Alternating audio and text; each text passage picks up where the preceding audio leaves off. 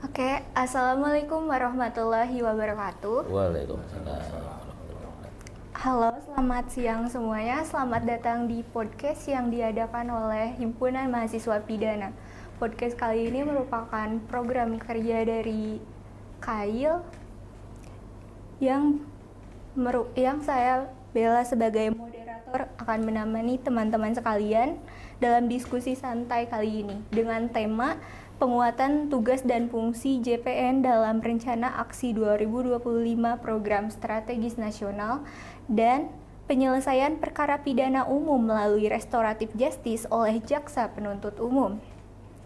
Nah, kita sudah kedatangan tamu-tamu yang istimewa di sini. Ada Bapak Sunarto, SHMH, dan ada Bapak Dani Mindamora, SHMH. Serta akademisi kami dari Fakultas Hukum Unisba, ada Bapak Dr. Ade Mahmud, SHMH. Mungkin sebelum mulai diskusi, dari Bapak-Bapak sekalian bisa menyampaikan sedikit pengantar atau pemantik terkait tema kali ini, Pak. Silakan. Iya. Ya, silakan Pak. Terima kasih. Assalamualaikum warahmatullahi wabarakatuh. Assalamualaikum warahmatullahi wabarakatuh. Perkenalkan, saya Dani Mindamora. Saat ini saya menjabat selaku Kepala Seksi Pertimbangan Hukum pada bidang Perdata dan Tata Usaha Negara Kejaksaan Tinggi Jawa Barat, di mana yang mungkin sering dikenal sebagai kantor pengacara negara. Sebagai pembuka mungkin perlu diketahui oleh semuanya, kejaksaan itu sebenarnya memiliki banyak tugas fungsi ya, dan salah satu diantaranya adalah di bidang perdata dan tata usaha negara. Kalau mungkin selama ini tahunya jaksa itu selaku penuntut umum, jaksa penyidik, ya itu mungkin sudah yang diketahui oleh seluruh masyarakat ya. Namun masih ada satu tugas fungsi kami yang mungkin di masyarakat masih belum terlalu familiar. Jadi jaksa selaku pengacara negara, makanya kami nama kantor kami adalah kantor pengacara negara, meskipun tetap di bawah instansi satuan kerja kami ya, Kejaksaan Tinggi Jawa Barat. Nah, dasar hukum dari jaksa pengacara negara itu sebenarnya ada di Undang-Undang Nomor 16 Tahun 2004, Junto Undang-Undang Nomor 11 Tahun 2021, di mana memang di bidang perdata tata usaha negara, kejaksaan dengan surat kuasa khusus dapat bertindak di dalam maupun di luar pengadilan untuk dan atas nama negara atau pemerintah. Dan juga selanjutnya di pasal 34 ayat 2, kejaksaan dapat memberikan pertimbangan dalam bidang hukum kepada pemerintah lainnya. Jadi dasarnya adalah dari undang-undang kejaksaan tersebut, dan juga turunannya ada dari peraturan presiden nomor 38 2010 dan juga Junto Perpres nomor 15 tahun 2024 tentang perubahan ketiga dari Perpres 38 2010 tentang organisasi dan tata kerja Kejaksaan Republik Indonesia, di mana di situ dituangkan lebih lanjut bahwa ruang lingkup dari bidang perdata tata usaha negara itu ada 5. Pertama adalah penegakan hukum, yang kedua adalah bantuan hukum, ketiga pertimbangan hukum, keempat tindakan hukum lain, dan kelima adalah pelayanan hukum kepada masyarakat. Nah, mungkin perlu diketahui juga terkait dengan kelima tugas, wewenang, dan fungsi bidang datum tadi, diantaranya perlu saya uraikan sedikit ya untuk pengenalan pada semuanya. Jadi penegakan hukum itu adalah tindakan jaksa pengacara negara untuk mengajukan gugatan atau permohonan kepada pengadilan di bidang perdata dan tindakan tertentu lainnya sesuai dengan ketentuan peraturan undang-undang dalam rangka memelihara ketertiban umum, kepastian hukum, dan melindungi kepentingan negara dan pemerintah serta hak-hak keperdataan masyarakat. Jadi penegakan hukum ini melalui gugatan ataupun permohonan ke pengadilan atau tindakan tertentu lainnya berdasarkan ketentuan peraturan perundang-undangan. Dan dalam hal ini contohnya adalah pemulihan ataupun pengembalian kerugian negara terkait dengan tipikor. Jadi selain dari undang-undang kejaksaan tadi, kami juga nanti berdasarkan peraturan perundang-undangan tertentu lainnya, di situ juga ada tupoksi kejaksaan untuk melakukan penegakan hukum di bidang perdata. Di antara itu tadi adalah untuk pemulihan ataupun pengembalian kerugian negara terkait dengan tipikor, dan juga terkait dengan misalnya untuk pembubaran ataupun perubahan struktur yayasan berdasarkan undang-undang yayasan, dan juga pembubaran perseroan terbatas berdasarkan undang-undang PT juga, itu diantaranya. Dan juga berkaitan dengan masalah hukum keluarga dan perkawinan. Jadi di situ adalah tugas fungsi jaksa juga yang bisa masuk dalam ranah penegakan hukum. Selanjutnya yang kedua adalah bantuan hukum, di mana kami dapat bertindak selaku kuasa berdasarkan surat kuasa khusus baik non litigasi maupun litigasi, dan dalam hal ini memang itu juga ruang lingkupnya terkait dengan masalah arbitrase ataupun negosiasi untuk yang khusus non litigasi. Dan untuk litigasi sendiri kami melakukan penyelesaian sengketa hukum perdata dan atau TUN melalui peradilan baik di Mahkamah Agung dan badan peradilan yang berada di bawahnya dalam lingkungan peradilan umum dan lingkungan peradilan tata usaha negara dan atau di Mahkamah Konstitusi. Jadi itu khusus untuk bantuan hukum. Dan yang ketiga adalah pertimbangan hukum. Nah, pertimbangan hukum ini itu ada 3 bentuk. Jadi pertama adalah pertimbangan hukum berupa pendapat hukum ataupun legal opinion. Yang kedua adalah pertimbangan hukum berupa pendampingan hukum atau legal assistant. Dan yang ketiga adalah pertimbangan hukum berupa legal audit khusus di bidang perdata. Nah, jadi kalau pendapat hukum itu biasanya dimintakan oleh negara atau pemerintah ataupun BUMN, BUMD kepada kami ataupun badan hukum lainnya. Itu biasanya sebelum ada kegiatan ataupun sebelum mengeluarkan suatu kebijakan ataupun misalnya dalam penyusunan misalnya peraturan ataupun yang lainnya, itu biasanya bisa minta pendapat hukum dari kami. Namun memang itu nanti aspeknya itu kita hanya sebatas yuridis normatif semuanya. Dan dalam hal ini juga kami memberikan pendampingan hukum itu dalam bentuk konsultasi hukum. Konsultasi hukum ini juga bisa 2 kami berikan kepada prinsipal dalam hal ini. Pertama secara lisan maupun secara tertulis. Tertulis ini biasanya nanti kami akan berikan dalam bentuk nota pendapat di mana kami memberikan konsultasi hukum itu dalam rangka untuk mitigasi risiko dan terkait dengan tata kelola, baik itu pemerintah maupun perusahaan badan usaha. Dan untuk penyelamatan keuangan atau kekayaan negara, pemulihan keuangan atau kekayaan negara, pembentukan peraturan dan keputusan TUN dan atau tindakan pemerintahan. Dan yang ketiga terkait dengan audit hukum, itu layanan diberikan oleh jasa pengacara negara berupa pemeriksaan dokumen secara menyeluruh dan seksama terhadap kegiatan yang telah dilaksanakan oleh negara dan pemerintah melalui analisis dan penilaian kepatuhan dari aspek hukum perdata dan atau administrasi negara termasuk tata kelola dan kelayakan keputusan TUN. Nah, selanjutnya yang keempat ya, tindakan hukum lain. Nah, tindakan hukum lain ini adalah layanan diberikan oleh pengacara negara di luar penegakan hukum, di luar bantuan hukum, dan juga di luar pertimbangan hukum dalam rangka menyelamatkan atau memulihkan keuangan atau kekayaan negara serta menegakkan kewibawaan pemerintah, antara lain sebagai fasilitator ataupun mediator ataupun konsiliator dalam hal terjadi sengketa antar negara ataupun pemerintah ataupun pihak lain di luar negara ataupun pemerintah. Jadi kalau untuk yang keempat kegiatan untuk 3 kegiatan ya, bantuan hukum, pertimbangan hukum, dan tindakan hukum lain itu biasanya kami berikan kepada negara ataupun pemerintahan, dan perluasannya di situ ada BUMN, BUMD atau badan hukum lain ya, itu bisa kepada konsorsium yang memang di situ ada kepentingan negara ataupun pemerintah di dalamnya, dan juga anak perusahaan maupun anak dari anak perusahaan BUMN ataupun BUMD. Nah, yang kelima adalah pelayanan hukum. Ini layanan diberikan kepada masyarakat ya, baik secara lisan maupun tertulis, baik itu melalui sistem elektronik maupun secara langsung untuk sebatas konsultasi. Biasanya kami memberikan informasi yang tidak terkait dengan konflik kepentingan dengan negara ataupun pemerintah. Jadi kami batasin aspeknya itu hanya di perdata dan tata usaha negara dan tidak berhubungan langsung dengan materi perkara bila mana memang sedang terjadi, supaya untuk menghindari konflik of interest. Dan juga dalam hal ini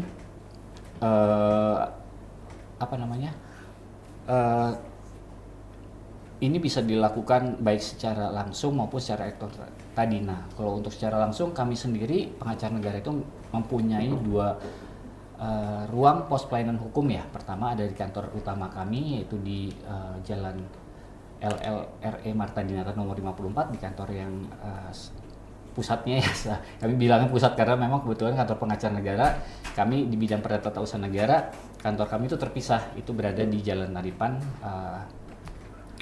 yang di seberang kantor BJB, di situ juga ada ruang untuk pos pelayanan hukumnya kepada masyarakat. Nah, selanjutnya berkaitan dengan pokok bahasan kita ya, bahwa kita ketahui bersama adanya asta cita dari pemerintahan Presiden dan Wakil Presiden saat ini.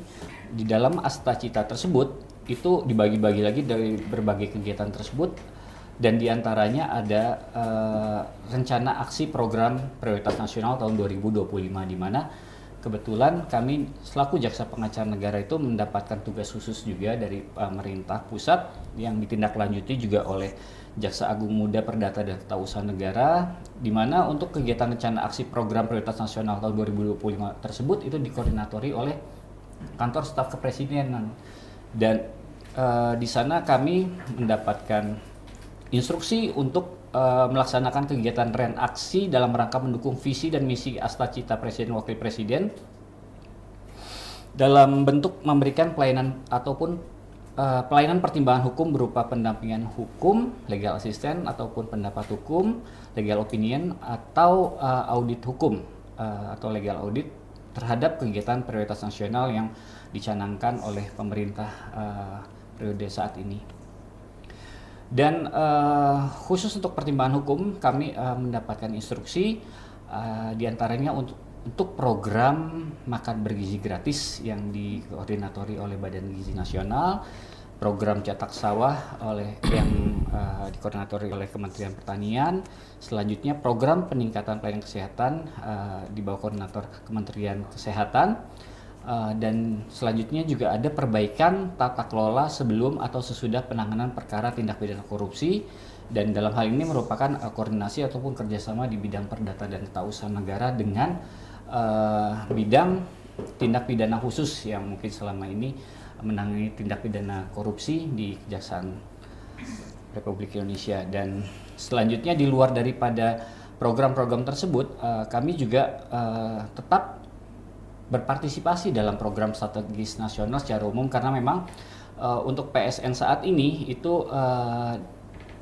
legal standingnya adalah Peraturan Presiden Nomor 12 Tahun 2025 tentang Rencana Pembangunan Jangka Menengah Nasional tahun 2025-2029, di mana itu merupakan penjabaran visi misi dan program dari pasangan Presiden Wakil Presiden yang memuat strategi pembangunan nasional, kebijakan umum, program kementerian lembaga, dan lintas kementerian lembaga yang secara menyeluruh dan rencana kerja berupa kerangka regulasi dan kerangka pendanaan yang bersifat aktif, dan di mana dalam Perpres tersebut ada 77 program strategis nasional yang meliputi 29 program strategis nasional baru dan 48 program strategis nasional lanjutan dalam hal ini. Jadi kami juga di luar yang tadi tuh yang keempat program makan bergizi gratis, program cetak sawah, program peningkatan pelayanan, dan juga perbaikan tata kelola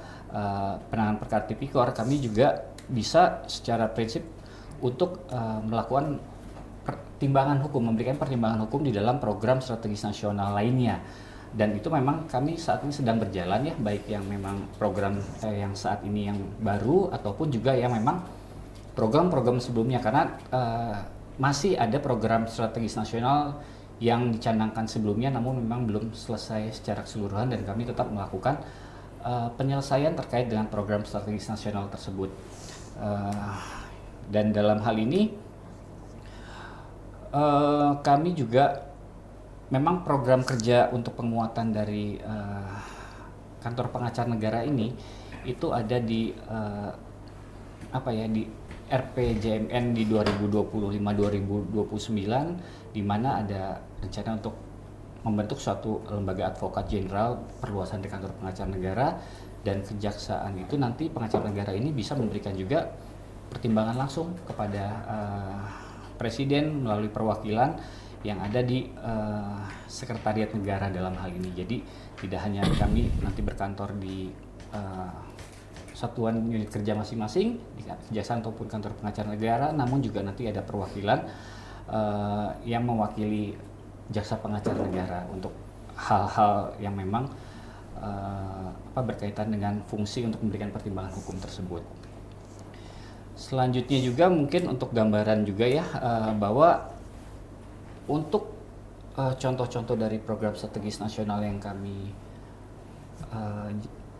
berikan, diantaranya terkait dengan masalah proyek-proyek dari BUMN terkait dengan ketenaga listrikan. Jadi kami memang biasanya kan juga selain untuk pengadaan fisiknya, itu kan juga nanti berkaitan dengan pengadaan tanah. Meskipun kalau untuk struktur kegiatan-kegiatan berkaitan pembangunan struktur biasanya juga ada dari bidang intelijen yang bisa untuk melakukan pengawalan pengamanan, karena memang tugas fungsinya juga ada berkaitan dengan AGHT. Namun kami dari tim JPN khusus dalam ruang lingkup untuk memberikan konsultasi hukumnya di dalam program strategis nasional, misalnya tadi dengan PLN salah satu contohnya ya, untuk hal tersebut terkait dengan khususnya terkait dengan pengadaan tanah, karena biasanya yaitu tadi kadang di dalam program strategis nasional ini banyak kendala, baik itu dari secara normatifnya maupun juga nanti implementasinya di lapangan. Dan untuk itulah kami perlu hadir di sana untuk memberikan konsultasi hukum, dan juga diantaranya dalam aspek untuk penguatan tata kelola dan juga untuk mitigasi resiko, sehingga jangan sampai nanti ini kegiatan yang kami dampingi ini timbul permasalahan di kemudian hari. Jadi kami hanya sebatas memberikan konsultasi hukum, dan sifat dari konsultasi hukum itu tidak mengikat, dan kami tidak mencampuri kebijakan teknis ataupun urusan yang terkait hal teknis di dalam kegiatan tersebut. Jadi kami sifatnya hanya kajian yuridis normatifnya dan juga untuk mitigasi resiko. Mungkin itu ya pembuka dari kami tim JPN. Nanti kita lanjutkan untuk sesi lain. Terima kasih. Selanjutnya pemaparan tema kedua yang akan disampaikan oleh Pak Suner. Ya, kasih. Assalamualaikum warahmatullahi wabarakatuh. Yang saya hormatin Pak Denny ya, sama teman-teman dari kampus yang sudah memberikan ruang dan waktunya bagi Kejaksaan Tinggi Jawa Barat untuk menyampaikan materi yang khususnya terkait kewenangan-kewenangan di kejaksaan gitu. Seperti disampaikan oleh Pak Dhani, memang kalau bicara undang-undang tadi ada beberapa bidang di kejaksaan. Yang tadi sampaikan Pak Dhani adalah bidang perdata dan tata usaha negara. Kalau saya mewakili bidang tindak pidana umum. Baik terkait masalah topik hari ini, mungkin juga sudah rekan-rekan dari mahasiswa juga sudah mendengar. Mungkin setelah mungkin saya paparkan lebih tahu detailnya apa sih yang menjadi kewenangan kejaksaan terkait penyelesaian perkara berdasarkan keadilan restoratif seperti itu. Batas-batasannya, syarat-syaratnya seperti apa. Dasar hukum yang menjadi penyelesaian perkara itu di Perja 15 tahun 2020, yaitu tentang penyelesaian penuntutan berdasarkan keadilan restoratif. Juga pedoman nomor 18 tahun 2021 itu tentang penyelesaian narkotika melalui rehabilitasi seperti itu.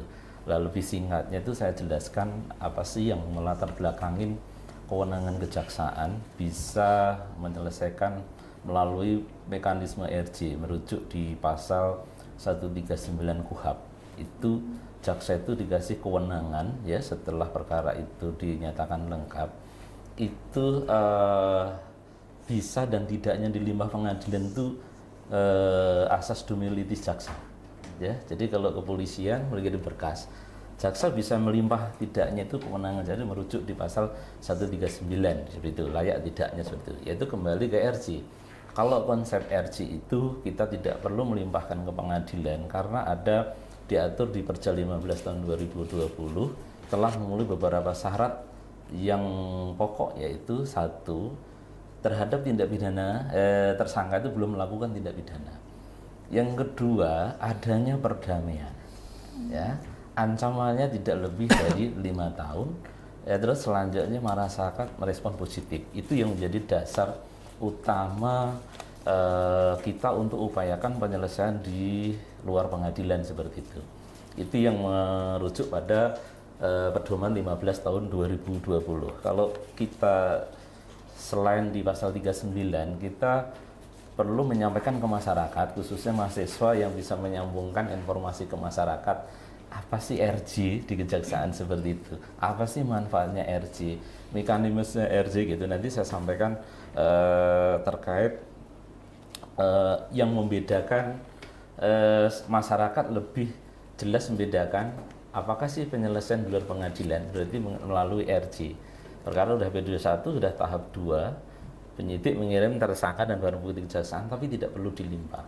Kita compare dengan perbedaan antara diselesaikan melalui RC berarti di luar pengadilan dengan di pengadilan. Salah satunya adalah kalau proses persidangan itu tersangka harus dihukum. Apakah dengan dihukum itu menyelesaikan masalah? Belum tentu. Seperti kita lihat semua wilayah mungkin lapas rutan se-Indonesia itu overload. Jadi kalau penjahat setelah menjalin pidana, siapa yang menjamin dia keluar itu akan menjadi lebih baik? Apakah menjadi lebih akan jerah? Tidak, kenyataannya seperti itu. Misalnya yang narkoba yang awalnya pemakai jadi bandar bisa. Karena kehidupan sehari-hari di lingkungan rutan itu adalah lebih banyak berkumpul ke tempat penjahat lain. Akhirnya disitulah timbul ada motivasi untuk melakukan tindak pidana lain lagi. Kalau proses di sidang ada timbul rasa dendam. Kalau kita bayangkan misalnya ada antara teman mahasiswa misalnya melakukan penganiayaan, ya kan, tetap dilimpahkan ke pengadilan.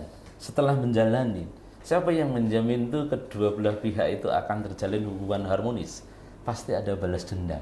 Seperti itu konsepnya. Yang ketiga, belum tentu ada rasa keadilan. Misalnya tersangka misalnya dituntut, diputus oleh hakim, misalnya penganiayaan diputus 1 tahun gitu. Mungkin bagi tersangka, wah bagi saya nggak adil. Bagi korban juga belum adil, kurang berat bagi saya seperti itu. Jadi tidak ada didapatkan suatu rasa keadilan seperti itu. Terus yang keempat, kerugian belum tentu terpulihkan seperti itu.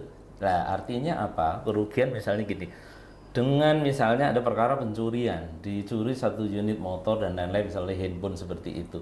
Dengan naik pengadilan sebenarnya, kalau misalnya kita ada proses perdamaian mediasi, itu para pihak dihadirkan oleh kejaksaan, itu kita jaksa fasilitator memfasilitasi para pihak untuk berdamai, bisa diskusi untuk mengembalikan kerugian ke dalam keadaan semula seperti itu. Itu kalau kita melalui mekanisme RJ. Kalau kita misalnya perkara ini tetap dilimpahkan ke pengadilan ya, ini kita ngasih gambaran aja ya, RJ dengan diputus oleh pengadilan itu apa sih manfaatnya seperti itu. Kalau melalui pengadilan itu, kalau di luar proses luar persidangan seperti RJ juga itu tersangka itu mengakuin kesalahannya. Yang kedua, adanya timbul harmonisasi antara dengan masyarakat. Contohnya apa? Misalnya seperti tadi antara teman, akhirnya sudah di RJ aja, tidak perlu di sidang. Akhirnya timbul harmonisasi dengan antar teman. Atau mungkin tetangganya mengambil handphone sesama tetangga. Kalau kita lanjut dengan pengadilan, artinya timbul kerenggangan hubungan di masyarakat seperti itu. Jadi kita RJ di Kejaksaan itu sampai melihat sampai titik dampak ke sosialnya, ke masyarakatnya seperti itu. Nah, dari hal-hal seperti itu, kalau kita selain dengan merujuk dari Perja 15 tahun 2020 seperti itu tadi, perlu saya sampaikan ke teman-teman mahasiswa ya, RJ di Kejaksaan itu cukup rigid dan detail. Seperti itu. Tadi itu sebelum kesini mohon maaf terlambat, tadi itu ada expose dengan Pak Deddy Mulyadi, Pak Gubernur. Kemarin sempat viral mungkin lihat ya, yang di Sumedang itu, jadi dia membeli motor hasil curian seperti itu. Nah, jadi kalau RJ di Kejaksaan itu ya, adik-adik sekalian itu melibatkan para pihak, melibatkan tokoh masyarakat, melibatkan tokoh agama, melibatkan keluarga korban, melibatkan dari keluarga tersangka, semua kita hadirkan. Apa tujuannya? Melibatkan penyidik juga seperti itu. Kita itu jaksa fasilitator, jaksa pengen mengetahui satu, dari tersangka latar belakang dia melakukan tindak pidana. Apakah itu murni dari faktor ekonomi? Kita pengen tahu, lihat kondisi keadaan si pelaku atau enggak tersangka. Terus respon masyarakat dari tokoh agama, tokoh masyarakat. Misalnya RJ ini disetujui, jadi RJ di Kejaksaan itu setelah disetujui pimpinan, pelaku ini tidak terus pulang begitu aja. Siapa yang menjamin pelaku itu nanti akan lebih baik? Siapa yang menjamin pelaku itu nanti ada efek jerah? Disitulah kita bebankan tugas tanggung jawab tadi tokoh agama dan tokoh masyarakat. Nah, dalam proses mediasi itu kita tanyakan ke tokoh masyarakat, pelaku ini kalau nanti RJ-nya disetujuin apa? Tapi rata-rata kemarin tuh setuju dari tokoh agama. Setelah disetujuin RJ-nya adalah tersangka ini rata-rata harus membersihkan masjid, musola, itu yang sanksi sosial. Jadi misalnya setiap malam Jumat ada pengajian seperti itu, membersihkan masjid. Kalau pembinaan sosial itu rutin mengikuti pengajian, artinya di situ penjahat ini yang mungkin sebelumnya itu secara moral tidak begitu memahami agama yang dianut, masyarakat juga merespon positif. Jadi RJ di kejaksaan ternyata tidak selesai cukup, tapi harus pembinaan dan sanksi sosial yang diberlakukan pada pelaku seperti itu. Nah, terkait mengapa sih kejaksaan itu dilakukan RJ di kejaksaan itu tadi sebagai landasan dominus litis, kewenangan mutlak di jaksa ya tadi ya, saya ulangan ya. Perkara ini baik lengkap ini yang pada dilimpah atau enggak kewenangan jaksa. Layak enggaknya itu kewenangan jaksa itu merujuk di pasal 139 KUHP ya. Kalau tadi pedomannya untuk perkara-perkara itu 15 tahun 2020, kalau yang 18 tahun 2021 itu tentang penyelesaian RJ melalui pengguna narkotika melalui rehabilitasi ya. Terkait pengguna narkotika itu ada ketentuan-ketentuan yang secara objektif ya menjadi syarat mutlak itu mengenai BB-nya. Untuk sabu itu tidak boleh lebih dari 1 gram, untuk ganja tidak boleh dari 5 gram, untuk ekstasi tidak boleh dari 5 butir dan lain-lain. Itu syarat mutlak sesuai dengan perma ya, perma untuk syarat pengguna dinyatakan pengguna. Terus yang kedua bukan masuk jaringan narkotika. Ya, yang ketiga selanjutnya bukan residivis. Seperti itu. Dan yang selanjutnya belum pernah dilakukan rehabilitasi. Yang selanjutnya adalah hasil tim hukum asesmen dinyatakan sebagai penyalahguna narkotika. Jadi sesuai dengan Perja 18 tahun 2021 itu syarat mutlak pelaku ini untuk dilakukan rehabilitasi ya. Seperti itu. Kalau memang itu kita harus usulkan melalui RJ. Kenapa sih Pak kok narkoba di RJ direhab seperti itu? Seperti orang kalau sakit itu juga harus dirawat. Pecandu ya itu harus diobati. Bukan pecandu, bukan di penjara. Kan seperti itu. Konsepnya itu harus kita pahamin ya. Kalau orang kan itu kan ordinary crime kan gitu kan, perkara narkotika. Enggak, kalau pengguna memang kita harus rehabilitasi. Jadi terkait perkara dari bulan tahun 2024 sampai Juli pada hari ini itu penyelesaian yang diselesaikan melalui RJ itu sudah 188 perkara di wilayah hukum Kejaksaan Tinggi Jawa Barat ya. Itu berbagai pasal. Ada pencurian, ada penadaan, ada narkotika, ada 170 dan segala macam dengan itu jenisnya itu. Terus jadi untuk sebenarnya tujuan RJ itu kita titik beratkan itu melindungi kepentingan hukum korban, pelaku, masyarakat dan kepentingan hukum lainnya, menghindari timbulnya stigma negatif dan prinsip pembalasan yang tadi saya sampaikan, memperoleh respon positif, mengembalikan keharmonisan, keseimbangan harmonis dengan masyarakat. Tapi sudah saya singgung juga, menjaga nilai-nilai keadilan, kepatuhan, kesusilaan gitu. Itu yang perlu saya sampaikan ya. Mungkin ada nanti kalau ini bahan minta mungkin saya kasih kalau mungkin ada yang mau ya.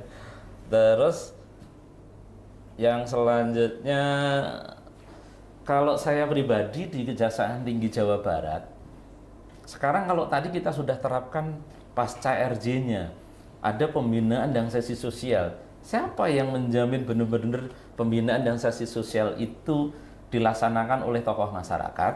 Ya, saya pribadi membuat aplikasi. Ya, aplikasi itu yang sekarang sudah diterapkan di wilayah Kejaksaan Negeri Jawa Barat. Itu saya pribadi membuat aplikasi si kreatif, sistem keadilan restoratif. Ya, jadi kalau misalnya pelaku ini sudah disetujuin, diekspos oleh pimpinan, itu tokoh masyarakat kita input nomor handphonenya yang ada WA-nya. otomatis nanti ada link di situ. Itu saya bikin sangat permudah karena masyarakat itu kan ada mengetahui SDM-nya juga. Cukup di situ klik di link itu muncul foto, video dan keterangan. Artinya di saat misalnya tersangka ini setelah di RC itu dia tadi misalnya lagi pengajian, di video, di foto, itu diklik kirim langsung connect ke Kejari dan ke Kejati. Terus masing-masing keterangan juga bisa. Oh, tersangka sedang melakukan kegiatan apa. Artinya apa? Pasca RC ini tersangka diyakini, dipastikan, diawasi oleh tokoh keamanan masyarakat dan baik Kejari dan Kejati memastikan bahwa tersangka itu memang menjadi kehidupannya itu lebih baik, diterima oleh masyarakat kembali. Jangan sampai tersangka itu dicap oleh masyarakat penjahat seumur hidup gitu. Artinya kita tampilkan ke masyarakat bahwa RC Kejaksaan ini menjadikan orang-orang itu lebih baik seperti itu. Lah mungkin seperti itu yang perlu saya sampaikan. Mungkin ini banyak lah, mungkin jadi sekilasnya itu seperti itu dia, Perjal 15 tahun 2020 sama Pedoman 18 tahun 2021. Terima kasih. Assalamualaikum warahmatullahi wabarakatuh. Baik, setelah pemaparan dari kedua pemateri tersebut, apakah ada pandangan tersendiri dari akademisi sebagai seorang akademisi dari Pak Adi? Ya, kalau dari saya mungkin pertama saya ucapkan terima kasih dulu ya kepada Pak Dhani, kepada Pak Sunarto dan tim Kejaksaan Tinggi yang sudah hadir di acara HIMAPI, Pak. HIMAPI itu singkatan dari Himpunan Mahasiswa Pidana. Salah satu ormawa yang ada di Fakultas Hukum Universitas Islam Bandung. Jadi kami di Fakultas Hukum itu punya beberapa ormawa, Pak. Selain ada BEM, ada DAM, juga ada ormawa-ormawa yang memang memiliki kajian concern pada program-program tertentu. Salah satunya itu adalah Himpunan Mahasiswa Pidana, ada juga Himpunan Mahasiswa Pendata, dan ada juga Himpunan Mahasiswa Tata Negara ya. Nah, kebetulan hari ini kita hadir di sini untuk mengikuti acara. Jadi saya ucapkan terima kasih kepada Pak Dhani dan Pak Narto dan tim dari Kejaksaan Tinggi yang saya yakin waktunya cukup padat ya. Karena Pak Narto sendiri tadi baru selesai relatif justice untuk kasus yang malaman pencurian ya Pak ya? Penadahan di Sumedang itu dengan Pak. Jadi atensi gubernur juga ya? Iya, tadi ikut gabung Pak Gubernur ya. Ya mungkin karena ini podcast kita diskusi interaktif saja Pak ya? Iya. Gitu. Jadi kalau saya sebagai dosen melihatnya ya, kalau ini bicara soal RJ misalnya, kenapa ada RJ? Itu tanda bahwa persoalan hukum atau persoalan tindak pidana yang semula itu hanya adanya di wilayah negara dan masyarakat. Kan hukum pidana itu hukum yang mengatur hubungan antara masyarakat dengan negara yang kedudukannya tidak sama. Ciri dari hukum pidana sebagai hukum publik itu ada jaksa di situ, ada penuntut umum di pengadilan. Kalau di perdata kan nggak ada. Iya. Ya. Jadi kalau dulu tujuan hukum pidana itu retributif, balas kalau siapa yang melakukan kejahatan, balas oleh siapa, oleh negara, tuntut oleh jaksa, dihukum oleh hakim. Mau kejahatannya kejahatan gede kek, mau kejahatan warungan kek, kejahatan lasteri, kejahatan gadungan, pokoknya harus dihukum. Itu falsafah dari konsep retributive justice. Tapi sekarang kan sudah enggak. Kalau dulu retributive justice tujuan pemidanaan itu kemudian teori relatif untuk mencegah. Nah sekarang muncul teori baru namanya atau konsep baru, doktrin baru namanya restoratif justice. Nah kenapa ada restoratif justice? Berarti itu menunjukkan adanya pergeseran pandangan negara terhadap posisi dari sebuah kejahatan.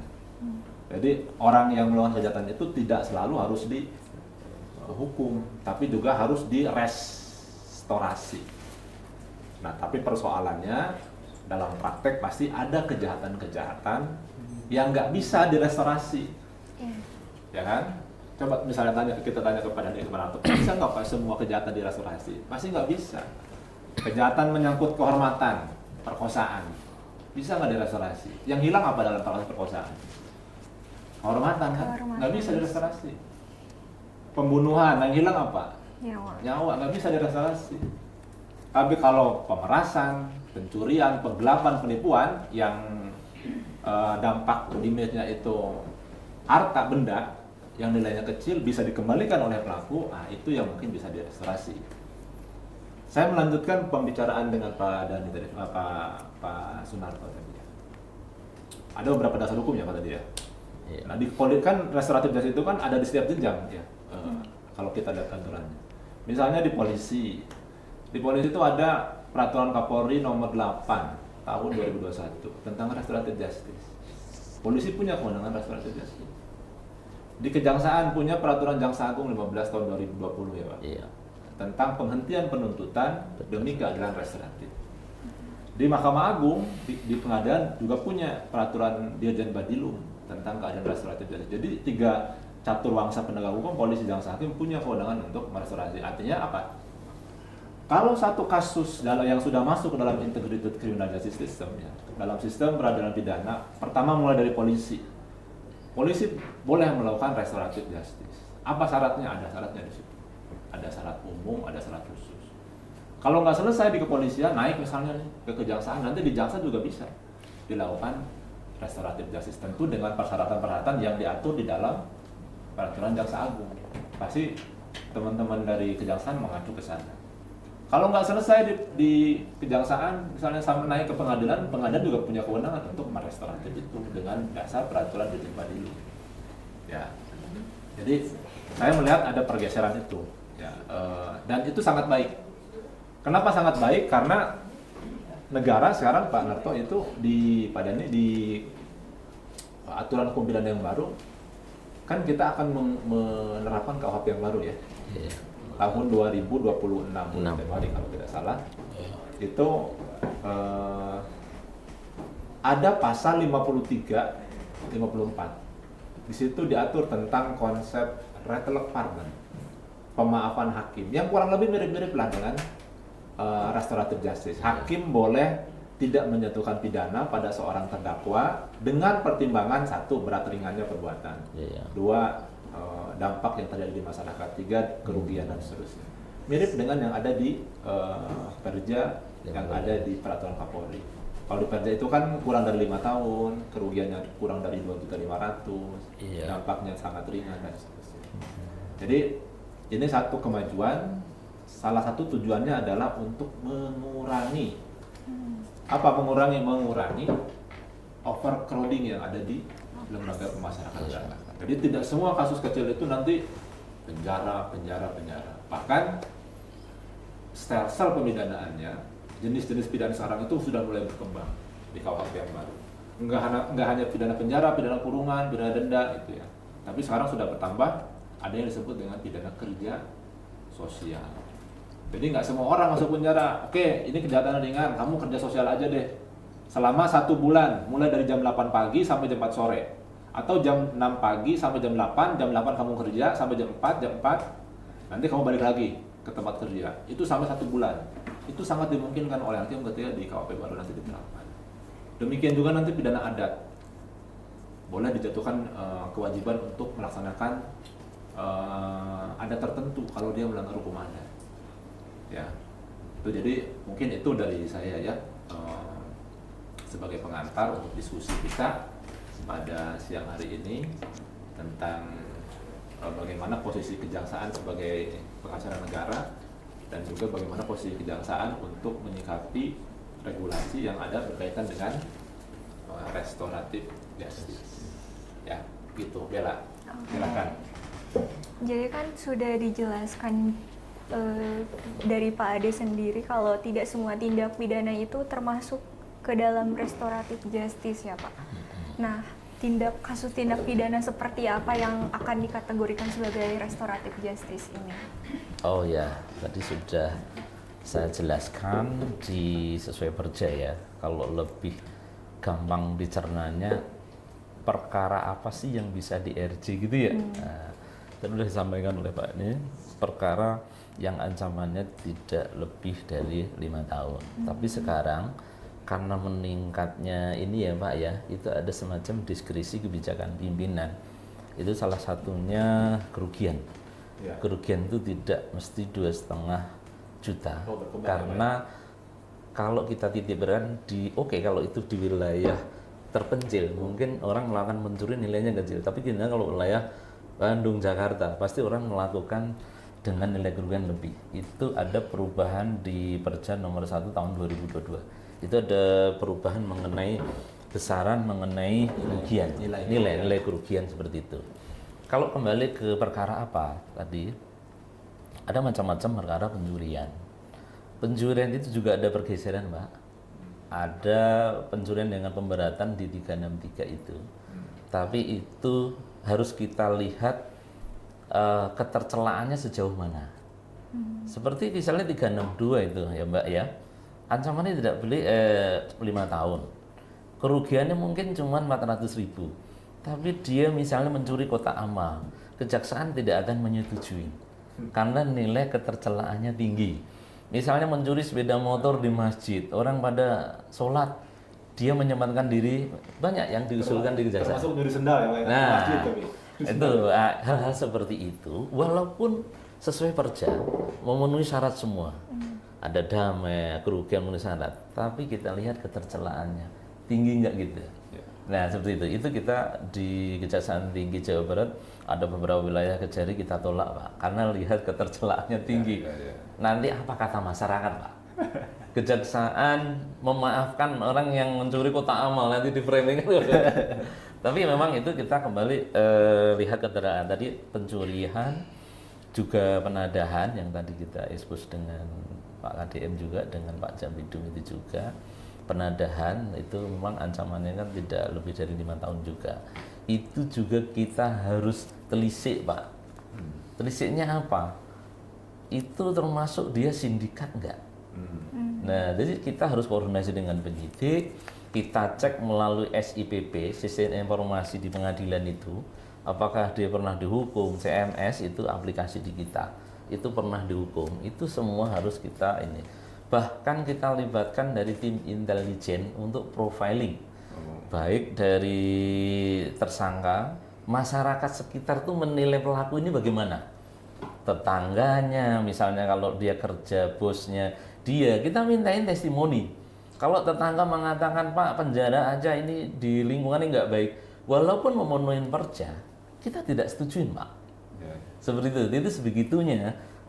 RJ di Kejaksaan itu cukup detail sekali dan rigid, tidak sesuai perja, ACC tidak seperti itu. Terus perkara misalnya penggelapan dan penipuan 378, 372 itu juga itu bisa. Yang kategori ancamannya tidak lebih 5 tahun. Bisa lebih dari 5 tahun dengan kita harus lihat ketercelaannya dulu seperti itu. 363 kemarin juga kita juga habis expose, dia hari pertama Lebaran tetap kerja membantu orang tukang kebun, sehari gajinya cuma 50.000 karena ingat anaknya belum bisa membeliin susu karena Lebaran pertama itu tutup, rumahnya ada warung. Dia harus masuk ke warung itu. Harapannya warung itu adalah jualan susu formula. Nah, artinya itu ancamannya lebih dari 5 tahun. Karena ada pemberatan. Ancaman 7 tahun. Nah, itu kita setujuin, Mak. Karena apa? Motivasi dan niat itu tidak terencana. Dia niat spontan, ingat anaknya belum bisa beli susu. Nah, masuk rumah itu sebenarnya dia memanjat. Artinya apa? Ancamannya adalah lebih dari 5 tahun. Itu kita bisa usulkan seperti itu. Jadi ada perkara-perkara lain lah, laka lantas juga bisa seperti itu, macam-macam Mbak, seperti itu. Ya. Lalu ada pertanyaan dari live streaming kita dari Enzeranda.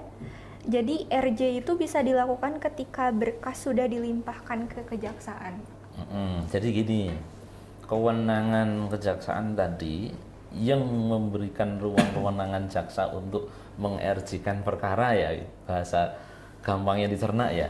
Jadi perkara itu kalau dari kepolisian sudah dinyatakan lengkap atau B21. Ya, setelah B21 penyidik kan harus menyerahkan tersangka dan barang bukti. Disitulah kewenangan kita untuk mengupayakan melalui restorasi justice. Ya, jadi kalau belum B21 belum masuk ke kewenangan kita. Dilimpah atau enggak, yaitu setelah kita tahap 2 maju ke pasal 139 KUHP itu. Gitu. Baik, dari yang yang ada di ruangan boleh bertanya. Silakan, siapa yang mau nanya? Soal RJ? Banyak sebenarnya. Berarti kalau itu Pak ini ya, walaupun nilai kerugiannya di bawah dari 2,5 misalnya, tapi tingkat tercelanya tinggi, itu bisa ditolak ya? Tolak, Bisa iya. ditolak. Atau yang nilai kerugiannya tinggi dan ancaman pidananya 5 tahun, Iya. seperti tadi kasus pencurian susu, itu juga Bisa dikabulkan ya? Bisa dikabulkan.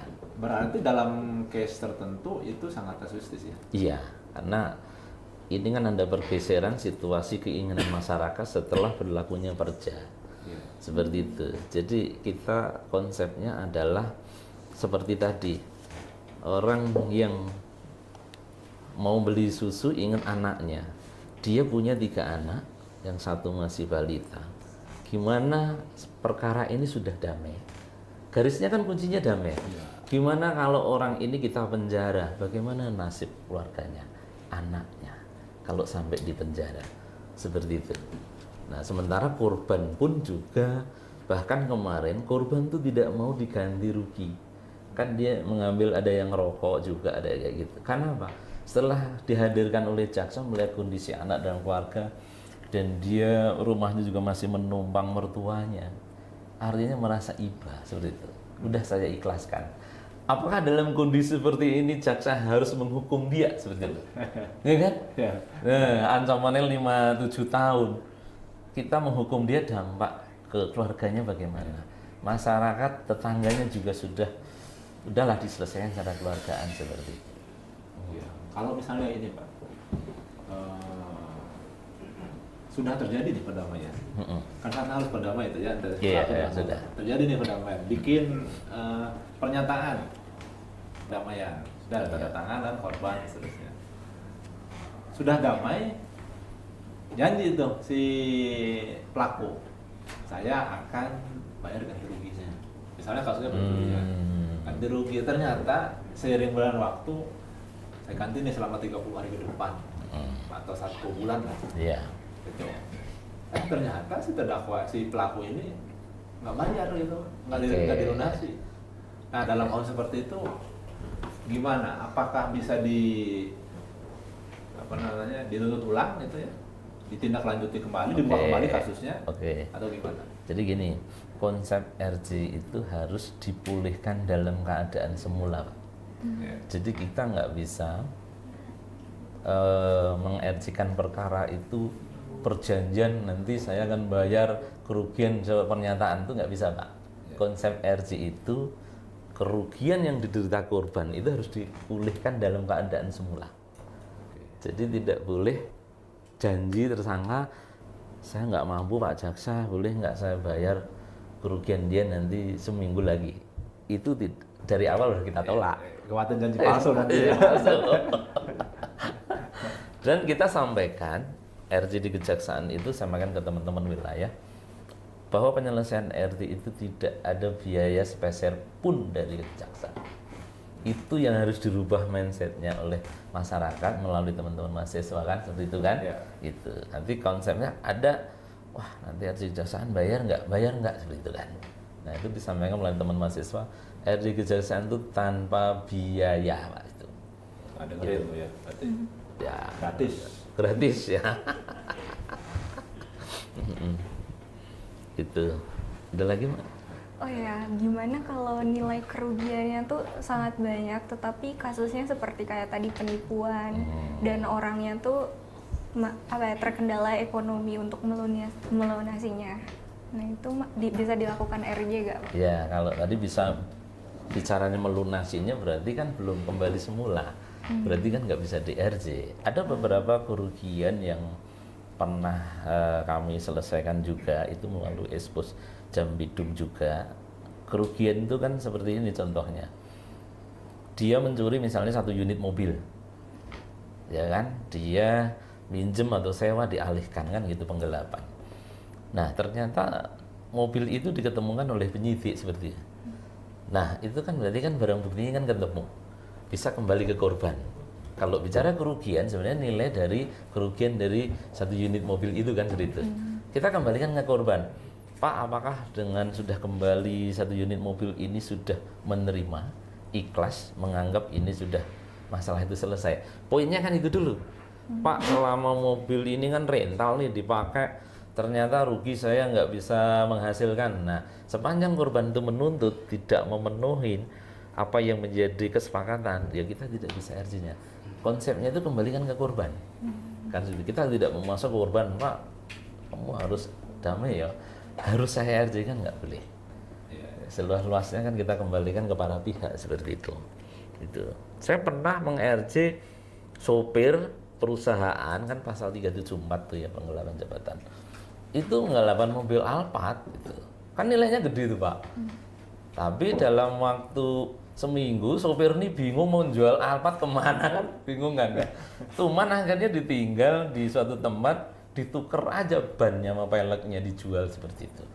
Nah seperti itu kan, kalau bicaranya kan anak tapi keikhlasan dari perusahaan sudahlah memaafkan karena kondisi ekonomi dan lain-lain. Ya kalau bicara kerugian Alphard kan mungkin hampir 1 M ya, bisa kita selesaikan melalui mekanisme RJ seperti itu. Itu sih Pak. Saya pernah nulis, ini mungkin kepada Anda. Saya pernah nulis tentang restoratif justice untuk kasus korupsi dengan kerugian negara yang ringan. Kan kalau bicara korupsi nggak mungkin 2,5 tuh Pak kerugiannya. Tapi dalam konteks teori itu bisa saja gitu. Kita kaji. Saya pernah melakukan penelitian itu dengan konsep restoratif justice untuk kasus kerugian negara, kasus korupsi dengan kerugian negara kategori ringan. Nah, misalnya dalam kasus di PSN terjadi kerugian negara Pak, berdasarkan hasil audit. Itu memungkinkan nggak? Kalau kemarin kan Presiden Prabowo itu pernah ya pidato, koruptor kalian kembaliin dong hasil kerugian negaranya. Nanti kita tidak usah proses perkara hukumnya. Dalam konteks kacamata kejaksaan, kalau dia mengakui, kan dalam pembelaan itu ada abolisi, ada amnesti dan seterusnya. Bisa nggak kalau untuk kasus kerugian negara kategori ringan itu di-RJ oleh kejaksaan? Ada nggak misalnya semacam regulasi internal di kejaksaan untuk kasus korupsi? Kan itu seksi banget tuh. Kalau misalnya bisa di-RJ. Percuma juga kan dipidana juga cuma 2 tahun, 4 tahun, diancam 6 tahun juga dipidananya di bawah 4 tahun sama hakinya, padahal standar minimum pidananya 4 tahun. Itu gimana Pak? Ya, pertama-tama perlu diketahui ya Pak, kalau misalnya kami di bidang perdata tata usaha negara ini harus menghindari konflik of interest. Jadi kalau memang di dalam suatu perkara ini masih ditangani oleh tindak pidana korupsi gitu ya, kami itu selaku JPN itu tidak bisa melakukan penegakan hukum ataupun memberikan bantuan hukum terhadap perkara yang sedang berjalan. Jadi kalau restoratif justice itu tidak dikenal di bidang perdata dan tata usaha negara. Tapi nanti mungkin Pak Sunarto bisa membantu untuk menjawab hal tersebut ya. Kami biasanya itu nanti di luar daripada itu Pak. Kaitannya kalau ke tipikor, kami nanti misalnya terhadap proses penuntutan sedang berjalan, tiba-tiba tersangka ataupun terdakwa meninggal dunia, baru kami mengajukan gugatan di situ perdatanya. Jadi sifatnya memang yang seperti itu, ataupun terkait dengan uang pengganti. Kalau kami fokusnya kemarin masih di uang pengganti berdasarkan Undang-Undang 3 tahun 71 itu yang penyelesaian saat itu masih menjadi tunggakan ya, dianggap sebagai tunggakan karena memang kalau dulu di Undang-Undang 371 itu kan tidak ada berupa untuk uang pengganti ya, dan tidak bisa disubsidiarkan. Jadi masih terhitung sebagai piutang negara, dan itu kami fokus ke penyelesaian itu. Jadi kalau terkait dengan hal tersebut kami harus fokusnya memang kalau itu sudah dialihkan ke bidang perdata, baru kami bisa melakukan gugatan ataupun penegakan hukum terhadap hal tersebut. Tapi mungkin bisa dibantu oleh Pak Sunarto terkait dengan wacana tersebut ya, karena spesialisnya ini terkait dengan RJ nih. Siap. Jadi gini Pak, mungkin sedikit menambahkan, benar yang disampaikan oleh Pak Dhani. Kalau datun tuh mau pidung mau pisus, kalau udah nggak bisa mulihkan larinya ke sini Pak. Nah, tapi kalau terkait mekanisme itu penyelesaian tipikor itu juga ada pergeseran Pak. Kalau Bapak mungkin ya adik-adik sekalian lihat penanganan perkara tipikor di Kejaksaan Agung. Sekarang penanganan tipikor itu menitik beratkan kepada kepemulihan.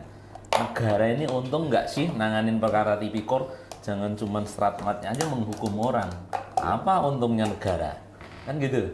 Kita menghukum 15 tahun misalnya, 10 tahun. Tapi kalau nggak ada yang disita oleh dari tersangka, mungkin terpidana, mungkin dalam perampasan asetnya, itu percuma. Makanya penanganan tipikor di kejaksaan itu pada saat baik penyelidikan penyidikan itu tidak cuman menggali unsur-unsur tindak pidananya, tapi juga dari awal menggali aset-asetnya. Dari awal itu nanti itu untuk mengantisipasi di saat terdakwa tidak bisa membayar ganti rugi, ya kan, aset-asetnya udah disita duluan, Pak. Nah itu nanti konsep penyidikan tipikor di kejaksaan sekarang seperti itu, tidak cuman mencari unsurnya terpenuhi dan lain-lain menghukum sekian. Dari tahap penyelidikan penyidikan itu sudah aset racing, Pak, harta-hartanya. Karena bicara koruptor itu lebih pinter jauh dari ke depan kita juga tidak boleh kalah sama dia. Nah, kita aset racing kerjasama dengan BPN mengenai barang tidak bergerak, barang bergerak mengkoordinasi dengan lantas, itu simultan, Pak, melakukan penyidikan aset racing. Di saat nanti tetapkan tersangka langsung sita itu barang-barangnya. Itu sebagai pengganti dari. Dan nanti Pak, nanti kalau ada gugatan gimana? Nah, ini saya serahkan Pak Dhani. Pak, kami digugat nih. Nah, bidang itu. Makanya kita tanya ya. Di Kejaksaan itu kan cukup banyak ya bidangnya. Kalau urusan nanti, ada kan beberapa kemarin tuh kan, Kejaksaan digugat pihak ketiga karena menyita asal nyita-nyita aja. Nah, itu ini urusannya Pak Dhani. Tapi mungkin sedikit saya tambahkan nih Pak. Jadi mungkin karena nilainya kecil, itu biasanya kan kenapa di dalam PSN itu lebih diutamakan adanya peran APIP ya di situ untuk membantu, misalnya ternyata nih nanti di audit dulu oleh pihak APIP. Nah ternyata nanti hasil auditnya ternyata nih ada temuan lah, itu baik dari selisihnya, nilai dari nilai dari pekerjaan tersebut gitu ya, ada kelebihan bayarkah atau apapun, misalnya tadi kan dibilang sangat kecil ya. Nah itu biasanya diselesaikan dulu, Pak. Biasanya nanti ada prosesnya dari pihak prinsipal, itu biasanya akan melakukan upaya penyelesaian dulu. Dan diselesaikan dulu secara administrasi ya, Pak? Administratif. Ya. Nah, di situ biasanya kalau kami dilibatkan di sana itu dengan permohonan dari prinsipal, biasanya nanti entahkah itu dengan surat kuasa khusus untuk penyelesaian bantuan hukum non litigasinya, gitu kan, atau hanya sebatas misalnya terkait dengan adanya temuan-temuan tersebut, kami memberikan pendampingan hukum ya, dalam hal untuk memberikan konsultasi hukum bagaimana sih untuk penyelesaiannya terkait dengan prosedurnya, tata caranya, dan ataupun mitigasinya ke depan. Jadi memang kalau jaksa pengacara negara ini, kami dari kantor pengacara lebih ke arah sifat yang preventifnya, Pak. Jadi sebelum memang masuk ke dalam ranah pidana gitu. Iya, ya. Saya punya bayangan, Pak ya. Di kasus korupsi itu kan yang disita oleh kejaksaan. Kalau kita lihat beberapa informasi di media massa yang disita oleh Kejagung misalnya, itu kan nilainya jumbo ya, bukan miliaran lagi, udah T semua itu, ya kan? Dan saya yakin itu kan asetnya bukan aset uang aja, bukan aset mobil aja, pasti ada aset dalam bentuk benda tidak bergerak, tanah dan bangunan. Itu saya mau nanya ke Pak Dhani, sorry Bel ya, saya tanya ya, nggak apa-apa ya. Itu misalnya jaksa sita aset A, B, C, D, tapi itu atas nama si X, Y, Z ya, kan? bukan atas nama si pelaku, si terdakwa. Kemudian digugat tuh tadi, ini atas nama saya. Tapi penegak hukum punya bukti bahwa Anda itu sebetulnya dipakai aja namanya sama pelaku ini gitu. Tapi dia menggugat bahwa ini saya beli tanah ini berdasarkan perjanjian akte jual beli ini. Nah itu gimana tuh membuktikannya bahwa ini betul hasil dari korupsi yang sedang ditangani oleh kejaksaan? Atau pernah nggak mungkin dari kejaksaan yang dijabat menangani kasus seperti ini? Rasanya mungkin ada ya, Pak ya? Iya cukup banyak, Pak. Kalau misalnya bicara seperti contoh kasus yang tadi ya, memang saat ini pun sedang terjadi Pak. Jadi memang kebetulan kami biasanya itu kalau sebagai pihak di situ ya mendapatkan kuasa khusus dari pihak, misalnya kami mewakili Jaksa Agung misalnya digugat, itu dengan surat kuasa khusus nanti kami akan mewakili pihak untuk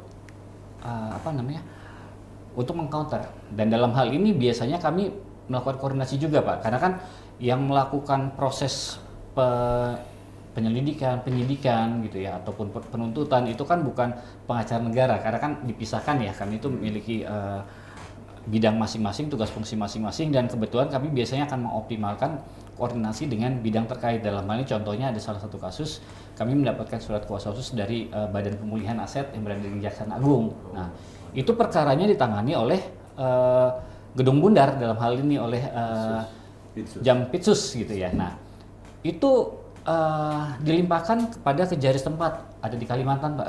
Jadi ini kami koordinasi itu baik dengan Gedung Bundar, baik dengan Badan Pemulihan Aset di Kejaksaan Agung, ataupun bahkan dengan Kejari yang melaksanakan proses penuntutannya di Kalimantan sana.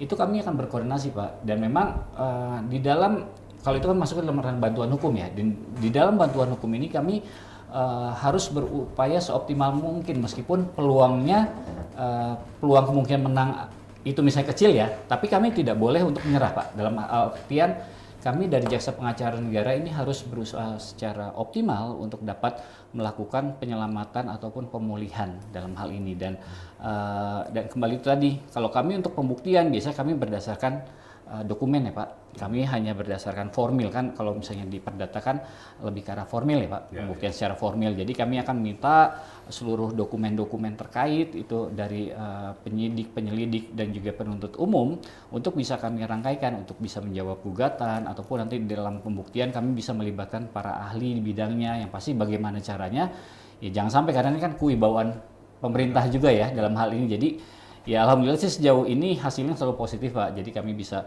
membuktikan bahwa memang hal tersebut lakukan benar. Kalaupun memang ternyata misalnya ada miss, itu nanti akan diuji tersendiri Pak. Karena kan kaitan dengan masalah objek ya.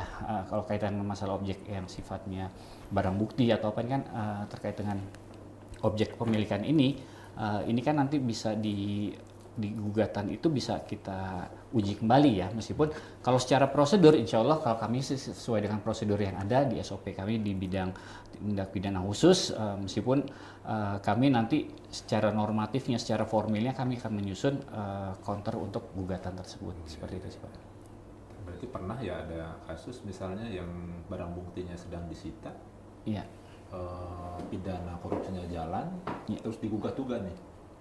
Itu pernah ada Pak yang jadi pitjusnya jalan, terus datunya juga. Oh enggak. Ya. Kalau kami biasanya yang sudah putus Pak, yang sudah inkrah. Karena kalau misalnya berjalan kan mereka biasa sudah lakukan upaya-upaya dulu ya. Karena kan seharusnya masalah hal itu di hukum acara pidana sendiri bisa dilakukan lah untuk perlawanan terhadap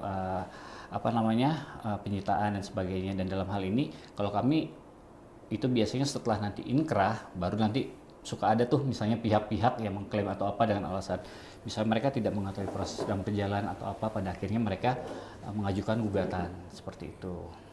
Jadi bekerjanya pasca putusan ya kalau itu. Ya, kebanyakan kami pasca putusan Pak. Setelah inkrah baru biasanya Pak. Ternyata menimbulkan banyak masalah lagi tuh Pak. Ada beberapa masalah berkaitan dengan aset.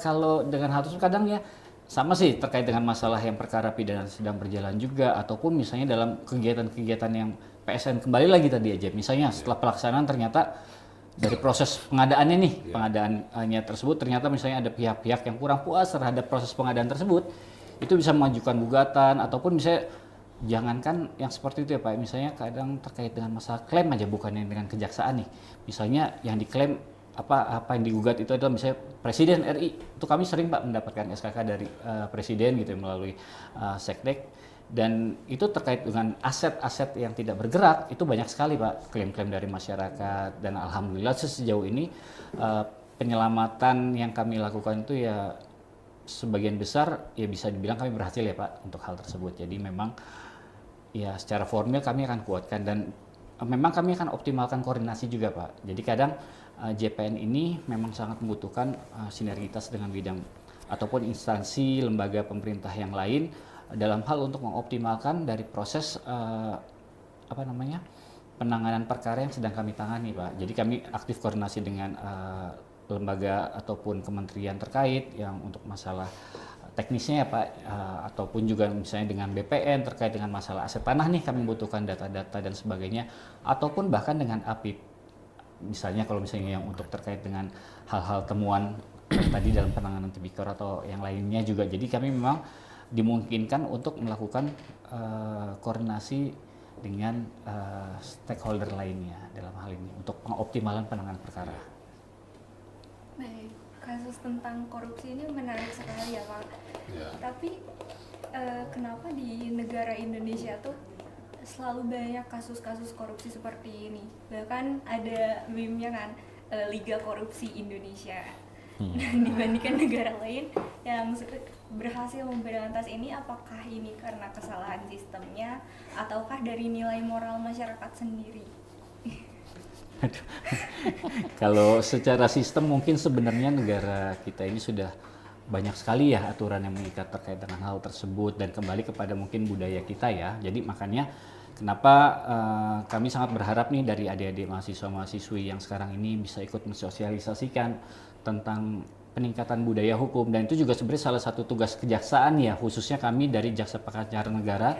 Kenapa kami ada untuk memberikan layanan, baik itu tadi yang saya sebutkan diantaranya memberikan pertimbangan hukum ya di proyek strategis nasional atau program strategis nasional contohnya ya, itu sebagai upaya preventif untuk menghindari terjadinya tipikor dalam hal ini. Meskipun nanti kami dari aspek tata kelolanya sebenarnya kalau kita ikuti secara aturan semua itu sudah diatur kok. Kalaupun ternyata misalnya ada celah hukum ataupun ada kekosongan hukum, sebenarnya juga ada aturan-aturan lain. Misalnya ketika kami memberikan pertimbangan hukum kepada BUMN ataupun BUMD, itu kan juga dimungkinkan mereka untuk membuat suatu aturan yang memang melalui kajian-kajian tertentu melakukan analisis bisnis, analisis hukum dan sebagainya.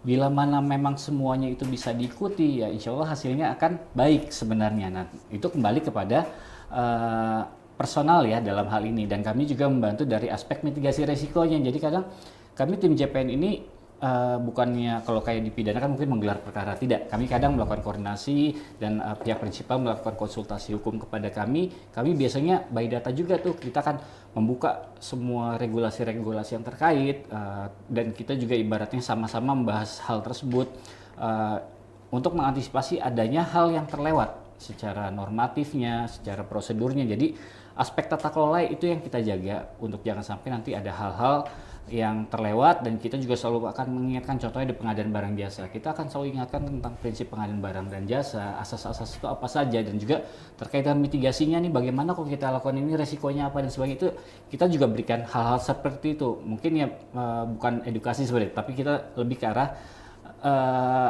berdiskusi lah lebih ke arah situ ya, tujuannya untuk melakukan upaya-upaya pencegahan dalam hal ini. Jadi lebih ke arah sana sih, dan kami harap juga makanya ke depan ya dari adik-adik juga dengan program-program ini bisa membantu untuk mensosialisasikan kepada masyarakat gimana sih budaya hukum yang baik, sehingga kita ke depan bisa menjadi bangsa yang lebih baik lagi lah, karena sumber daya alam kita yang sangat luas gitu. Meskipun di JPN akhirnya sekarang juga diberikan tugas untuk hal itu terkait dengan sumber daya alam, kami juga harus memberikan pertimbangan hukum dan sebagainya. Jadi ya memang tujuannya untuk melakukan penguatan tata kelola di situ. Mungkin itu ditambahkan dari Pak Sunarto. Sudah lengkap sih sebenarnya. Kalau bicara sistem itu kan aturan sudah ada, perubahan undang-undang korupsi terkait stratmatnya ditinggikan sudah, dan lainnya sudah banyak. Pertanyaannya adalah kembali ke orangnya, kok nggak mau bertobat kan gitu. Yang salah di mana kan seperti itu kan. Nah makanya mudah-mudahan undang-undangan perampasan aset itulah kalau mungkin tadi setujuin, mungkin koruptor itu akan berpikir kan seperti itu. Sebenarnya udah dimulai dari kejaksaan sih, yang tadi saya sampaikan. Kita itu nggak konsepnya menghukum aja, merampas harta-hartanya seperti itu. Itu menjadi salah satu contoh efek jerah juga, percontohan seperti itu. Itu sih Mbak. Ada pertanyaan untuk Bapak Sunarto dari saudara Fauji. Pak, apakah jika kita menghindari sosial media bisa dipidanakan? Menghindari? Menghina di sosial. Oh ya, itu sering kita sampaikan ya di program intelijen jaksa masuk sekolah. Seperti itu. Kadang-kadang ketidakpahaman orang bermedia sosial, tidak bisa mengontrol dan lain-lain, membuli dan lain-lain, itu nanti akan timbul pidana enggak seperti itu, masuk undang-undang ITE atau enggak seperti itu. Nah, itu yang perlu kita sosialisasikan melalui adik-adik mahasiswa ini ya. Harus jangan cuman mempelajari hukum pidana, tapi sebenarnya melakukan tindak pidana sendiri seperti itu ya. Nah, itu perlu hati-hati dalam hal bermedsos seperti itu, dalam hal mengomentari seperti itu, karena kan zamannya kan sekarang udah beda, media sosial juga bisa dilihat seseorang bikin TikTok dan lain-lain, ternyata di situ ada, bisa saja menjadi unsur tindak pidana seperti itu, menghina, terus bisa diketahui oleh orang lain, memposting hal-hal yang merugikan orang lain, baik mungkin langsung tidak langsung, lalu itu bisa menimbulkan tindak pidana. Mestinya kan melalui penyelidikan ya, apa memenuhi unsur atau enggak. Tapi pada prinsipnya kami berpesan lebih hati-hatilah dalam hal bermedsos seperti itu. Gitu. Ya. Kalau saya sih lihat ini ya Pak, kita hukuman sudah Pak, regulasi kayaknya kita Indonesia itu sudah hiperregulatif banget Pak. Semua aturan Indonesia, apa sih aturan yang ada di Indonesia? Semua ada. Tinggal dilaksanakan. Mulai undang-undang dasar, peraturan menteri, apalagi setiap hari itu saya dapat ini kiriman listing peraturan setiap hari Pak. Iya. Mulai dari undang-undang itu sampai peraturan yang di bawahnya banyak banget sekali. Jadi kalau bicara regulasi udah oke lah, penegak hukum sudah oke, tinggal budaya hukumnya. Ya, Ya kan kita berapa tahun merdeka, udah 79 tahun hampir. berarti pendidikan agamanya ditambahin tuh. Iya. Dari tingkat SD SMP. Iya. Coba kita lihat tuh, tahu yang lagi berperang sekarang? Iran. Iran itu diblokade AS dan Barat berapa tahun? 1979 dia diblokir waktu revolusi Iran. Sekarang 2025 kan, berarti dia sudah berapa tahun diblokade? 46 tahun. Blokade politik, blokade militer, blokade ekonomi. Tapi dalam 46 tahun dia bisa bangun drone, dia bisa bangun misil, dia bisa bikin rudal hipersonik dalam situasi yang serba terbatas. Kita udah mau 80 tahun Masih debat soal ijazah. dengan kebebasan kemerdekaan berpendapat yang sekian banyak, gitu kan? Kok sampai ke APBN ijazah? kita ribuan triliun. Coba kalau itu dialirkan, mestinya kita pencapaiannya jauh lebih maju dari Iran ya, dari segi ekonomi, minimal dari 3 hal deh: politik, ekonomi, teknologi. Tapi kan yang terjadi nggak begitu di kita, karena tadi soal human capitalnya yang nggak terbangun. Coba kita lihat tetangga kita, misalnya, Anda tahu nggak Korea Selatan tahun 80, tahun 70. Korea Selatan itu tahun 70-80 itu persepsinya persis dengan Ghana di Afrika, negara-negara Afrika Barat, Afrika Utara, Afrika Selatan. Afrika itu yang baru cuma Cape Town aja di Afrika Selatan. Yang kita kebayang waktu itu di Afrika, di mana, di Korea Selatan itu, bayangannya orang Korea itu jorok, bego. Pokoknya yang jelek-jelek itu ada di sana. Tapi mereka tahu kelemahannya.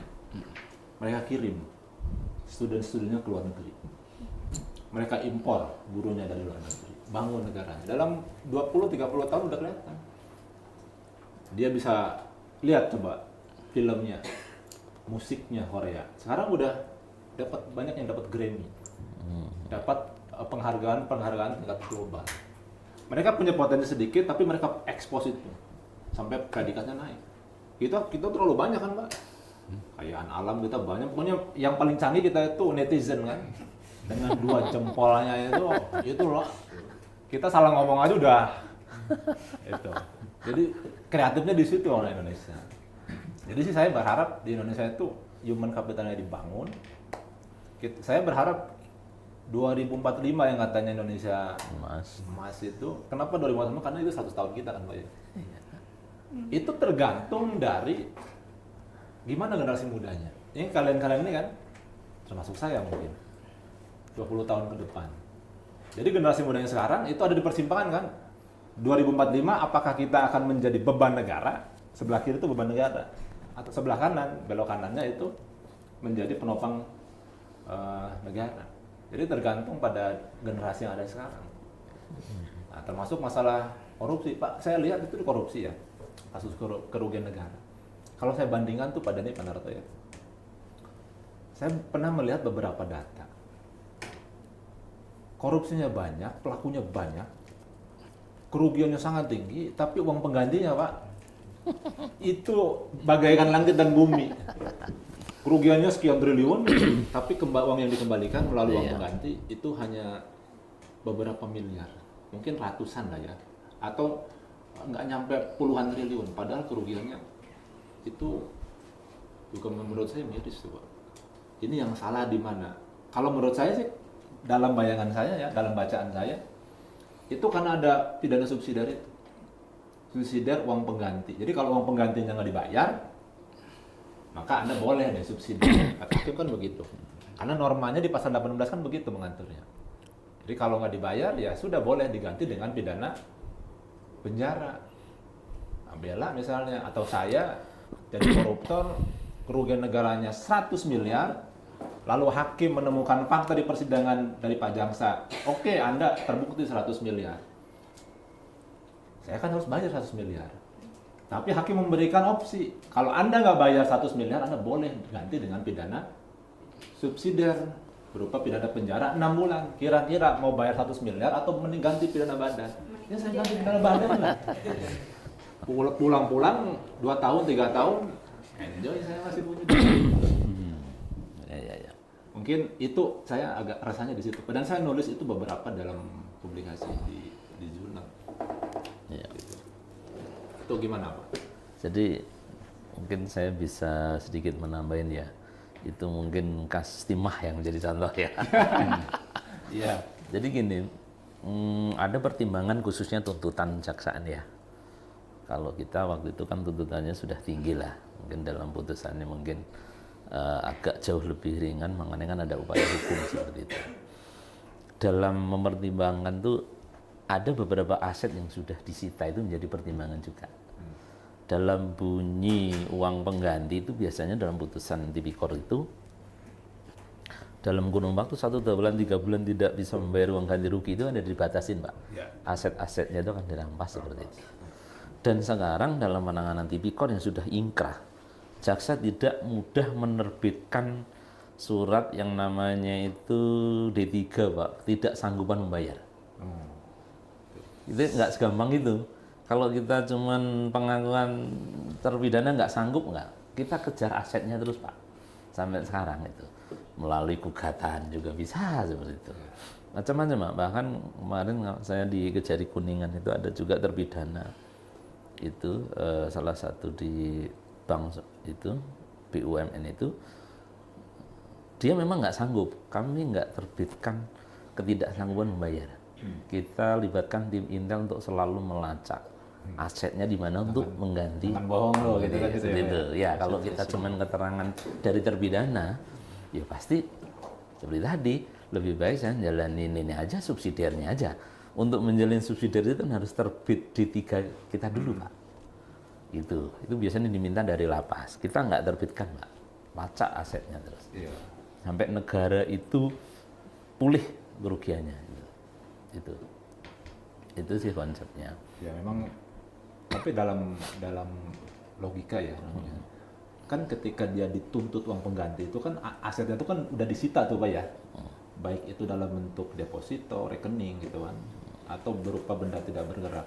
Itu kan mestinya ketika diberi waktu 1 bulan kan, dalam pasal 18 itu 1 bulan nggak dibayar, ya udah jaksa eksekusi tuh aset-aset yang udah disita dari awal tuh kan, dari saat litigasi gitu.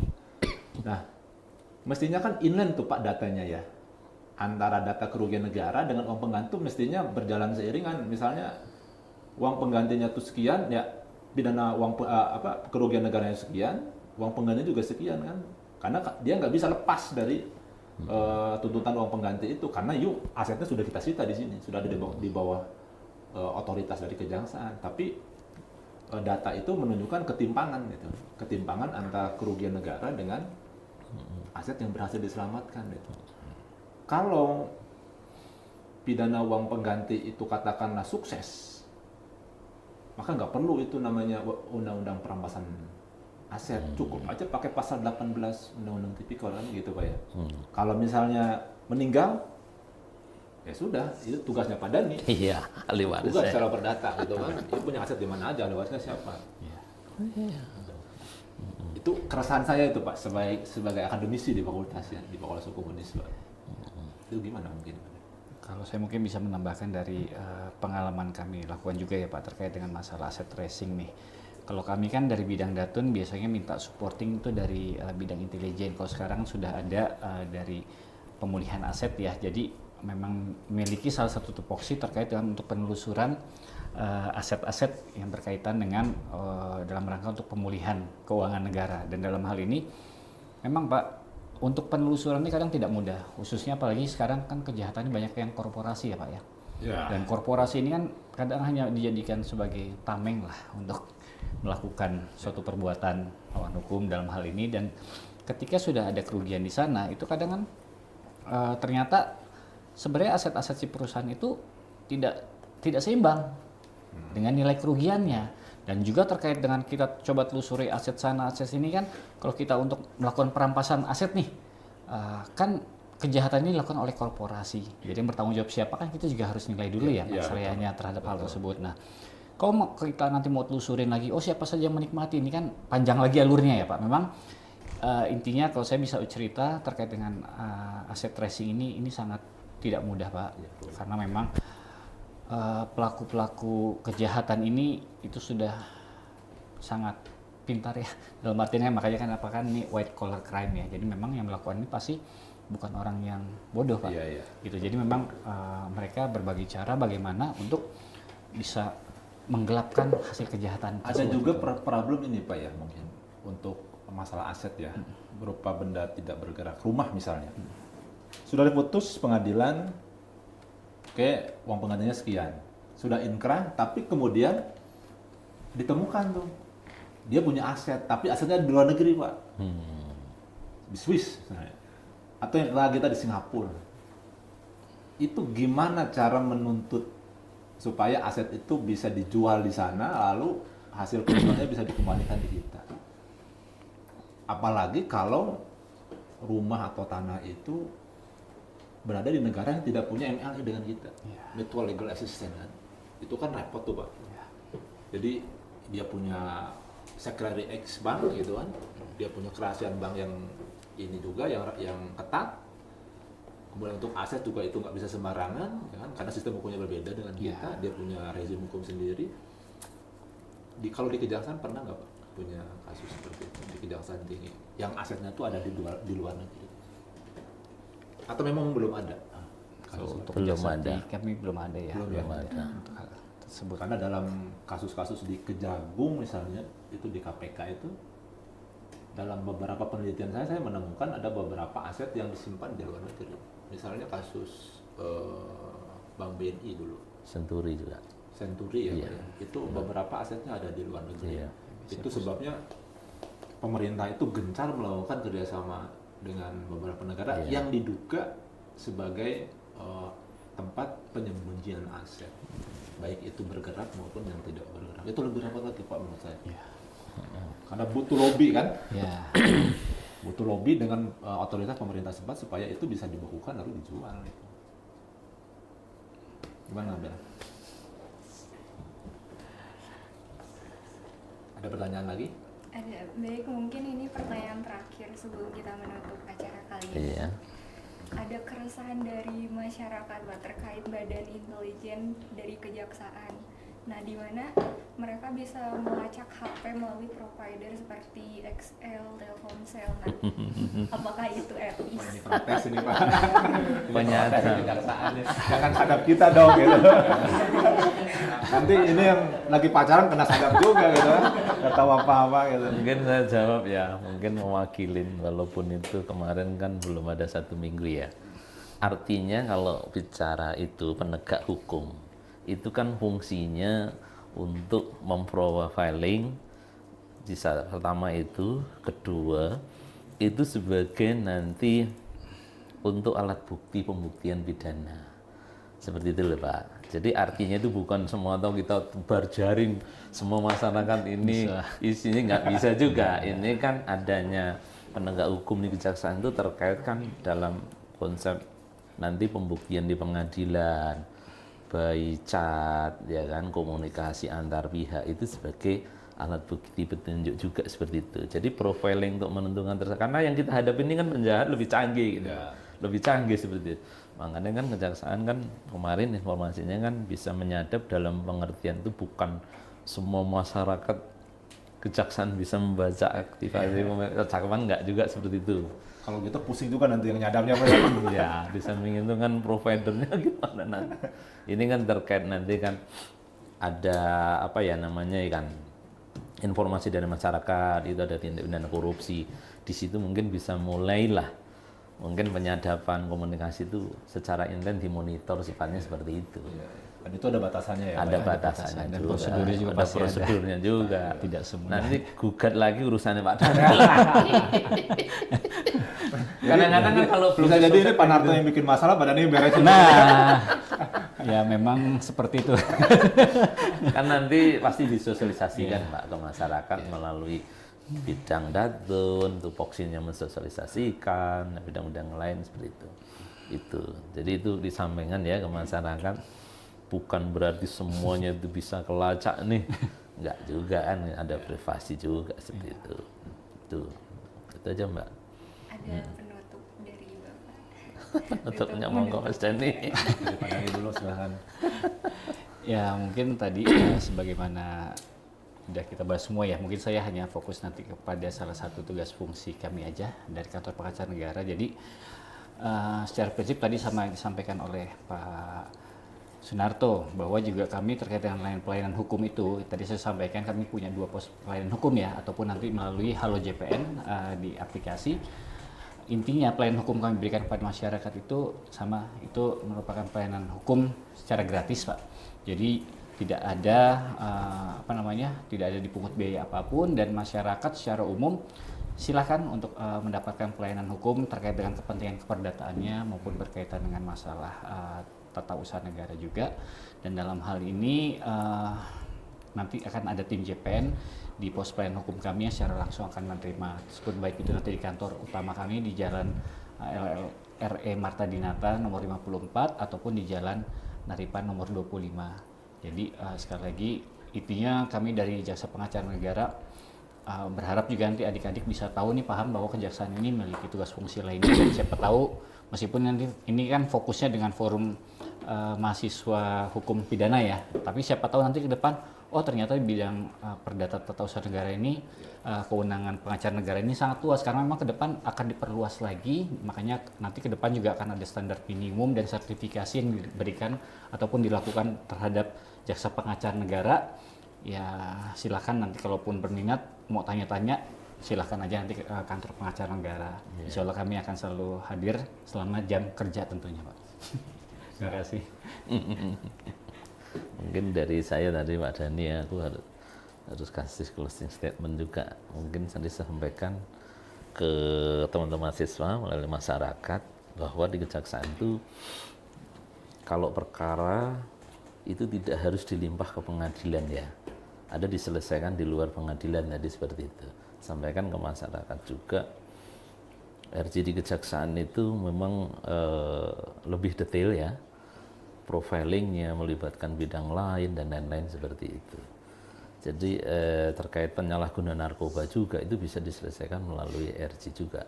Disampaikan mungkin dari mahasiswa juga, selain penyambung lidah kita juga untuk mensosialisasikan bahwa ini tuh bukan memanjakan penjahat ya. Kok enak ya jadi penjahat kok nggak dihukum seperti itu. Itu ada mekanisme sendiri. Nanti masyarakat makanya perlu namanya tadi pembinaan sosial, sanksi sosial. Hukumannya itu dari masyarakat setempat. saya suruh bersihin masjid, suruh ngaji seperti itu, daripada kita menghukum seseorang yang berdampak ke keluarganya, ekonominya seperti itu, sepanjang memenuhi tadi Perja 15 tahun 2020 seperti itu. Sampaikan ke masyarakat konsep berpikirnya harus dibalik gitu. Karena dengan RJ ini Pak, mau menambahkan sedikit, menghemat keuangan negara. Bener kan? Iya, iya. Orang ditumpuk-tumpuk di lapas, dikasih makan tiap hari sekali. Nah, lebih baik ya udah dipulangkan aja kembali keluarga, beban negara lebih ringan. Iya. Sempat dihitung itu Pak, menghemat keuangan negara dengan RJ. Sepanjangnya itu. juga tidak repot-repot. Iya, Ya. seperti itu. Mungkin itu ya, terima kasih ya. Mungkin acara kali ini ditutup. Terima kasih atas pemaparan dari pemateri kita. Wassalamualaikum warahmatullahi wabarakatuh.